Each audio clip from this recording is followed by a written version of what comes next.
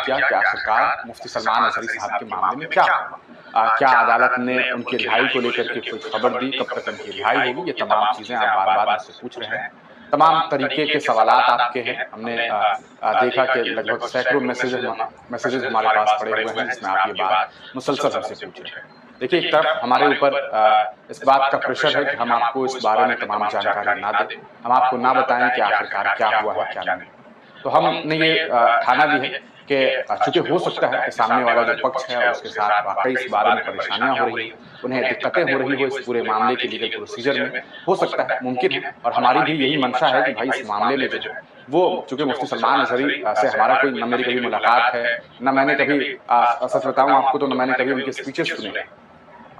इस केस से पहले आज तक मैंने नहीं सुने। उनके मामलात को मैंने देखा चूँकि मैं एज़ ए पत्रकार, एज़ ए जर्नलिस्ट और कह सकता है एक पत्रकारिता के छात्र होने के नाते मैंने उनके कई सारे मामलात को पूर्व में एक केस स्टडी के तौर पर देखा। जैसे उनका नरसिम्हानंद गिरी का मामला था, उस बीच में उनके मामलात को हमने देखा था। फिर उसके बाद उनके और कुछ मामलात जब होते रहे, उनके ऊपर जब कह सकते हैं तो वो मीडिया में जब खबरों में आए, तब हमने उस मामले को देखा। वरना मैं बहुत कम उन्हें सुना हूँ और ना मैंने कभी मैं बहुत ज़्यादा उन्हें नहीं सुना था। लेकिन चूँकि उनके ऊपर ये मामला था और ये मामला इस तरह से हमने देखा कि भाई एक कह सकते हैं सीधे तौर पर मुस्लिम समाज के धर्मगुरु हैं और काफ़ी चर्चित नाम है और उनके ऊपर इतना बड़ा मामला अगर करता है, तो ये यकीनी तौर पर कहा जा सकता है कि टारगेट हो जाता है। और टारगेटेड मैंने इसलिए देखा क्योंकि उनके स्पीच को लेकर के जो बातें शुरू हुई थी, जो वीडियो उनका वायरल हुआ था, उसमें जो बातें थी वो हम लोगों ने देखी कि कैसे उनका जो कॉन्टेक्स्ट था। और ये बात मैं अपनी तरफ से नहीं कह रहा, ये मुफ्ती सलमान अज़हरी का अपना पॉइंट ऑफ व्यू है जो उनके ट्विटर पर डाला हुआ है।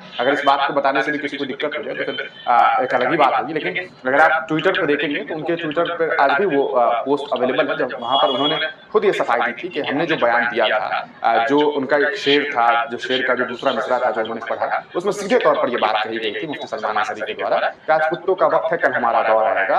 इसका सीधे तौर पर मतलब हिंदुस्तान की हुकूमत से नहीं था, हिंदुस्तान की आवाम से नहीं था, हिंदुस्तान के किसी संप्रदाय, किसी धर्म, किसी व्यक्ति विशेष से नहीं था। उनका मामला इसराइल और फ़लस्तीन के मामले पर वो स्पीच दे रहे थे, भाषण दे रहे थे और उस कॉन्टेक्स्ट में उन्होंने वो बातें कही थी। तो उसका लेना-देना भारत से तो बिल्कुल बनता ही नहीं है, भारत से कोई उसकी बात नहीं बनती है। लेकिन भारतीय जनता पार्टी के एक नेता हैं और कुछ लोगों ने उनको लेकर के शिकायतें की। बाद में आपने देखा किस तरह से अलग-अलग जगहों पर उनके ऊपर एफआईआर दर्ज हुए, तमाम जगह एफआईआर दर्ज होने के बाद क्या कुछ हुआ, ये आप सीधे तौर पर जान रहे हैं, समझ रहे हैं।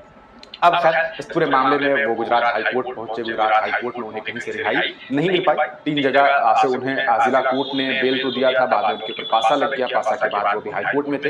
हाई कोर्ट से उनका मामला सुप्रीम कोर्ट पहुंचा। सुप्रीम कोर्ट में उनको लेकर के सुनवाई चल रही है। अगर आप बहुत जानकारी उनके बारे में एकत्रित करना चाहते हैं तो आप सुप्रीम कोर्ट की वेबसाइट से उनके बारे में जो है अधिक जानकारी ले सकते हैं कि क्या कुछ चल रहा है, क्या नहीं चल रहा है। खैर अभी बात करेंगे उनकी रिहाई को लेकर के, कोई खबर को लेकर के। हमने पिछले वीडियो में आपको ये बताया था कि उनको लेकर के सुनवाई होनी थी। सुनवाई हुई भी और होने के बाद उनकी रिहाई को लेकर के कोई खबर अभी तक सामने नहीं आई। यानी कि अदालत ने उनकी रिहाई का ऐलान अभी भी नहीं किया है। उनका केस चल रहा है, वो केस अभी चलता रहेगा, एक लीगल प्रोसीजर है और लीगली अब मामला चल रहे हैं तो लीगली प्रोसीजर चलता रहेगा। अब देखना यह है कि अदालत उन्हें कब तक रिहा करती है। अभी उन्हें फिर नई तारीख दी गई है, हो सकता है कि अगली तारीख फिर अगली तारीख दे दी जाए, फिर उसके बाद अगली तारीख दे दी जाए। ये कोई नई बात नहीं होगी। इससे पहले भी कई बार कई सारे लोगों के साथ इस तरह के मामला सामने आए हैं। मौलाना कमर गनी एक बड़े एग्जाम्पल हैं, आप जानते हैं। उनका भी मामला सुप्रीम कोर्ट में है। एक लंबे अरसे से उनको भी तारीख पर तारीख मिल रही है। हमें उम्मीद है तमाम उलमाओं के लिए कि उनकी रिहाई हो, उनके लिए आसानी का मामला हो। चूँकि ये लोग वो लोग हैं जो समाज को सुधारने का काम करते हैं, समाज को एक अच्छा मैसेज देने का काम करते हैं। तो हम तमाम लोग इसी उम्मीदों के साथ जो है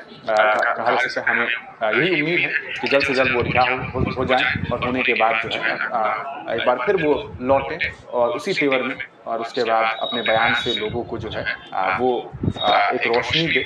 एक जो आँखों के सामने जो अंधेरा फैला है, उन अंधेरों को ख़त्म किया जाए। और इसी उम्मीद के साथ हम तमाम लोग उनके लिए यही दुआएँ भी करते हैं। और चूँकि मैं पत्रकारिता का छात्र हूँ तो इस नाते मैं ये बेहतर जानता हूँ कि किस तरह से सिस्टम जो है वो जब लड़ाई लड़ती है तो क्या होता है, क्या नहीं होता है, ये बहुत आप में से बहुत सारे लोग भी जानते होंगे। तो सीधे तौर पर अगर मैं आपको ये बताऊँ तो मुफ्ती सलमान अंसारी की रिहाई को लेके अभी तक कोई खबर नहीं आई है। उन्हें एक अगली तारीख दी गई है, वो अगली तारीख को सुनवाई होगी। उसके बाद क्या कुछ मामलात सामने आते हैं, क्या उन्हें रिहाई मिलती है या नहीं मिलती है। अगर रिहाई मिलेगी तो हम आप तक ज़रूर पहुँचेगी, नहीं हुई तो आपको ये ज़रूर बता देंगे कि उनकी रिहाई आज नहीं हुई।